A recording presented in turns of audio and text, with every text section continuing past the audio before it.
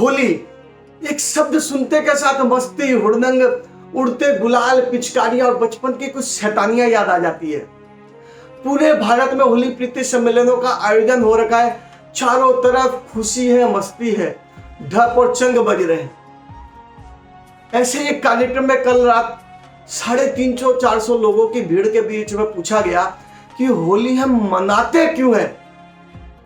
लगभग 350-400 लोगों में केवल एक 8-9 साल का बालक था जिसने बताया कि हम होली क्यों मनाते हैं, और बाकियों को तो इसका पता तक नहीं है। मैं आपका मित्र, सांस्कृतिक coach, motivational speaker Shailesh Bagdi आज आपको बताने जा रहा हूं होली की पौराणिक कथा, इसके साइंटिफिक एस्पेक्ट, और हमारी हर चाल के साथ भगवान भी एक चाल चलते हैं, इस विषय के बारे में। तो यदि आपने होली की पौराणिक कथा सुन भी रखी है तब भी आज आपको वापस सुननी है, अपने लिए नहीं। आज हमें अपनी आने वाली पीढ़ी को समझाने के लिए सब सुनना है। और बस अगले कुछ मिनटों तक मेरे साथ बने रहे, क्योंकि इतिहास से भविष्य निर्माण में मुझे आपका भी साथ चाहिए। सतयुग के समय कश्यप ऋषि के पुत्र हिरण्यकश्यप ने ब्रह्मा जी की घोर तपस्या की और वरदान प्राप्त किया कि न मनुष्य से मरूं, न पशु से, न ऊपर मरूं, न नीचे मरूं, न अंदर मरूं, न बाहर मरूं, न अस्त्र से मरूं, न शस्त्र से मरूं। इस तरह के वरदान पा करके वह खुद को अमर समझ बैठा और वह चाहता था कि लोग उसे ही भगवान के रूप में पूजे, अन्य किसी भगवान की पूजा न हो। इसलिए उसने तीनों लोकों में आतंक मचा दिया। मगर उसका खुद का पुत्र प्रहलाद भगवान विष्णु की पूजा किया करता था। हिरण्यकश्यप ने अपने पुत्र को समझाने के बहुत प्रयास किए, मगर जब भी प्रयास करता वह विफल रह जाता, क्योंकि उसका पुत्र भगवान विष्णु का बड़ा उपासक था। अहंकार, लालसा, कामना के मद में चूर होकर के जब सभी प्रयास विफल हुए तो हिरण्यकश्यप ने अपने पुत्र को मारने की योजना बनाई।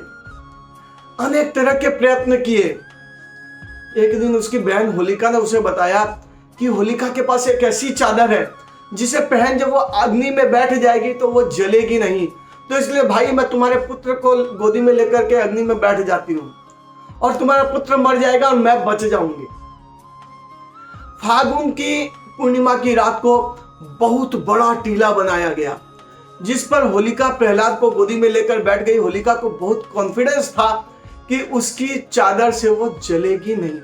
अब सोचिए, सतयुग के समय हमने ऐसा एक इनोवेशन किया था, आविष्कार किया था, जो फ्लेम प्रूफ, फायर प्रूफ और हीट प्रूफ इक्विपमेंट था। आज हम जैकेट तो पहनते हैं जिससे हम आग की लपटों से जल नहीं सकते, मगर साथ ही जब हजारों डिग्री का टेम्परेचर हो तो आप हीट से झुलस के मर न जाए, इसके लिए भी होलिका की चादर उपयुक्त थी। तो ऐसा आविष्कार हमने सतयुग में कर लिया था। आग की लपटें जब तेज होने को थी तो अचानक हवा का एक तेज झोंका आया जिसने चादर को होलिका से प्रहलाद पर डाल दिया। हम सभी जानते हैं कि होलिका जल गई और प्रहलाद बच गए। बोलो भक्त प्रहलाद की जय। हवा का ये जो झोंका था, ये भगवान या प्रकृति का काम करने का अपना तरीका है, जिससे भगवान समय समय पर चीजों को बैलेंस करते रहते हैं। हम भी अपने जीवन में कई बार लोभ, लालच, मोह, कामना, वासना में लिप्त होकर के कुछ ऐसे एक्ट कर जाते हैं जो नहीं करने चाहिए। मगर हमें याद रखना चाहिए कि हमारे हर एक्ट के साथ, हमारी हर चाल के साथ भगवान भी अपनी चाल प्लान किया करते हैं और समय समय पर चीजों को बैलेंस करते रहते हैं। अब जब लोगों को पता चला कि होलिका जल गई और प्रहलाद बच गए तो लोग खुशी के मारे उस छाई को उछालने लगे, उड़ाने लगे, उत्सव आनंद मनाने लगे, एक दूसरे के शरीर पर मरने लगे। आज हम होलिका दहन करते हैं तो होलिका दहन में क्या क्या चीजें डालनी चाहिए? गोबर के कंडे या गोबर के ब्लॉक बना करके डाल सकते हैं, नारियल, नीम की डाली हम डालते हैं, कपूर डालते हैं। ये सब चीजें पर्यावरण को शुद्ध करती है।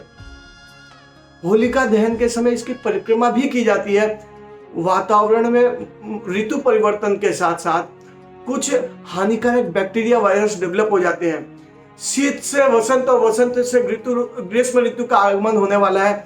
हमारे शरीर में भी अनेक प्रकार के बैक्टीरिया वायरस आते हैं। साथ साथ सर्दी खांसी कफ की प्रवृत्ति बढ़ जाया करती है। इसके लिए होलिका दहन के समय जब हम परिक्रमा करते हैं, पर्यावरण तो शुद्ध होता ही है, हमें भी शारीरिक लाभ मिलता है।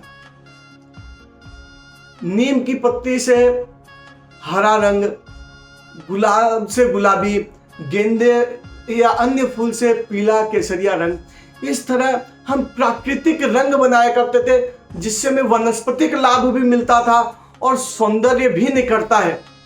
इसके साथ ही होलिका दहन के समय जो छाई होती है वो हमारे बाह्य शरीर को लाभ देती है। और पापड़ सेकने की जो परंपरा है, पापड़ के साथ गोबर की भस्मी का बहुत छोटा सा अंश हमारे शरीर में जाता है, जो हमें औषधीय गुण देता है।